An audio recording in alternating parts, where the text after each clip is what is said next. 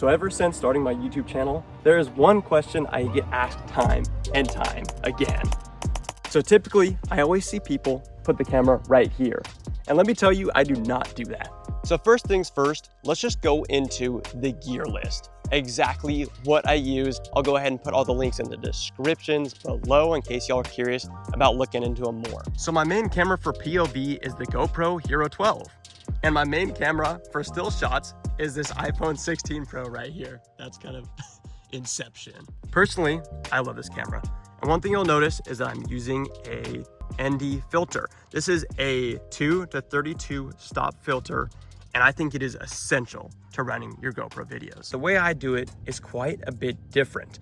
I am still using the hat mount, but I'm using a pivot bracket here from GoPro to turn it on its side. What I do, instead of putting it on the front of my face, is I mount it to the side, and I let the camera sit right about here. You're seeing me, it's like trying on clothes or something right now. This is hilarious. I let the camera sit right about here on my cheekbone. I do this because I like it so much more than putting it straight in the center. Like for example, this to me feels so much more natural. I can look at you normally versus this. This here is the typical method that everyone is using. And to me, this just feels so weird. The camera is slightly in my eyes, it's in my face. If I'm driving down the road and I look at anyone to wave, you just see this camera. It just feels, to me it feels weird, and filming is about comfort, and it feels a little weird doing this. When chatting about the GoPro, I want to mention a couple of key settings. I'm always shooting in log mode, which retains the most detail, so I can edit the colors in the post-production. However, I don't recommend that for the long run for most people because it's just a lot of work. Always shooting in 10-bit color at the max resolution.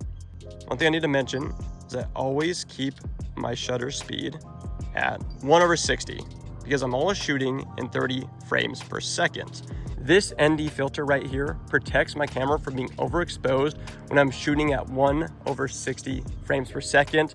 It's an absolute must. If you're gonna spend the money on the camera, you gotta get one of these. For external audio, I am using a DJI Rode Mini Micro. I used a wire to run all the way through the trunk. I got tape right here to protect the paint.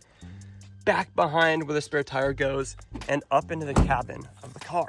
Here you will see it is plugged into a Zoom H1N recorder, which in my opinion is amazing for exhaust notes. The reason as to why I use the actual microphone setup as opposed to a DJI out back is because the decibels are so high with the exhaust that I really want to go ahead and tone them down and have a recording device that can handle them. Versus this mic right here is great for voice audio, but not good for screaming exhaust. I feel like there's always chatter about what camera is best. In my opinion, an iPhone can do an amazing, amazing job. One of my favorite things about the iPhone is how you can just run and gun with it. Like the fact that I don't have to lug around a big camera setup. I can keep the phone in my pocket. If there's a cool moment to pull it out, boom, camera's out, and I'm already filming. All right, I feel like I've been chit-chatting long enough. Let's go ahead, go for a drive, and I'll show you how this all comes together. Let's chat about this setup right now from an in-car driving perspective. As you can see, I've got a big old camera on my head. Like there is no hiding that. However, I prefer this method a lot more than the one that's dead center. Because in my opinion, having the camera dead center is kind of a, I don't want to say a safety concern, but I always worry like what happens if the hat falls and slips and that you got this big block of a GoPro right in your face. Whereas right here, this camera will never get in my way. If it falls, it just falls to the side and we're all good. Nice. This corner is super nice. Just want to take it chill right now as we are talking about the video. So there's a few aspects that go into this camera setup. 1 GoPro, 2 GoPros, DJI mic, and the mic out the back. And I really want to point out as to why it's so important to have all these aspects and all these elements together. First of all, the GoPro is obvious. You're going to need to have the front-facing camera. Now this camera is not necessary, but I see all of the famous car documentary people and journalists using them, so I said, okay, I'll go ahead and I'll do the same. Now, this DJI mic is my newest addition to the family, and I really appreciate it because it helps hone in on the noises going on inside the cabin. Each of these elements add their own piece to the puzzle. They create a much more three-dimensional viewing experience for the person behind the screen. Like for example, I'm going to turn on audio only from this camera. We're only going to use this one. Give it a little bit of pepper. Now we're going to switch to only the front-facing camera. Now let's go back to the POV and add the exhaust on the back of the car. You see we got a lot more lows now, and now I'm going to go ahead and turn on the DJI mic again. And you're going to hear right now that we have a much more complete experience, less wind noise, better exhaust notes, and trust me, exhaust notes are key. The reason as to why I keep a mic back there is because, you know, when you go to show someone your exhaust, you say get behind the car. You don't say come in the cabin of the car with me. You say no, go back there, let me give you a rev. So that's why I make that happen. And that's why I like this setup, because we are here to build the most complete experience possible. So I have the chance right now to be cruising with this really beautiful Toyota 86. Not sure what kind of color that is. It looks like British Racing Green. However, being that's a Japanese car, I'm sure they don't call it BRG, but beautiful car right there.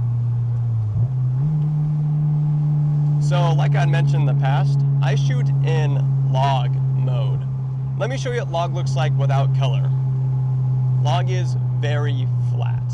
It's actually atrocious to look at unless you know how to color grade. So I must say, if you do not know how to color grade footage, or if you do not have editing software that's capable of doing it, just stick to flat or what is it? Flat or natural colors. That's kind of the best way to go on GoPro. Unless you really want to get into the nitty-gritty of colors, it will not make the difference for most people. For most people, it won't. I'm just gonna be honest with you, it probably won't. Arguably, you'd say probably it doesn't even help me out because I get a little too crazy with colors. But personally, I love color grading. I love the video editing process. So to me, it just makes sense to do it.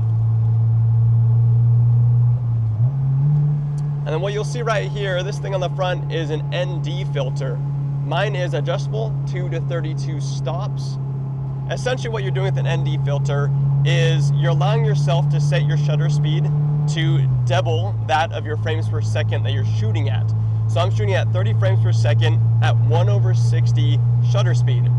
The issue is what that does is it then will overexpose your video because you're shooting in manual.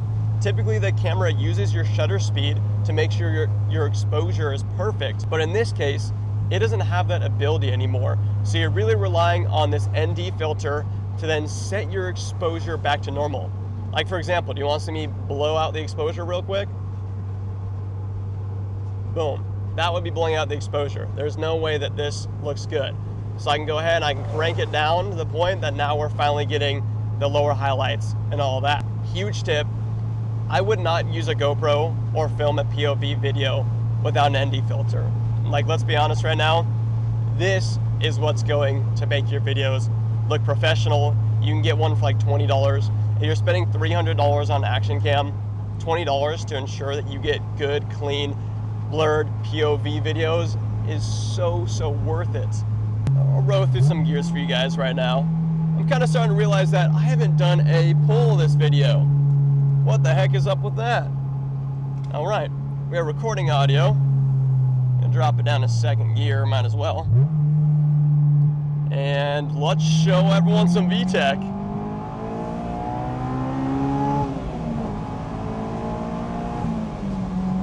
Woo! VTech just kicked in, yo. I love this car. It's so cool. I know it's not the fastest car ever, but everything about it's just so real and so raw. I just appreciate it so much. It's really neat. It's really cool. Nah, what a good day. It's funny because I want to do these talks about the camera, and it's so hard to focus on driving and chatting and not turning and driving fast. And I guess what I'm trying to say, if you can't tell, is there's a lot to talk about when you're doing a commentary. And sometimes I kind of slip on what I want to say. That wraps it up. Thanks for stopping by. Let me know if y'all have any questions. And as always, I hope that y'all keep it mellow. Bang. That's a wrap on the video. Nice. See ya.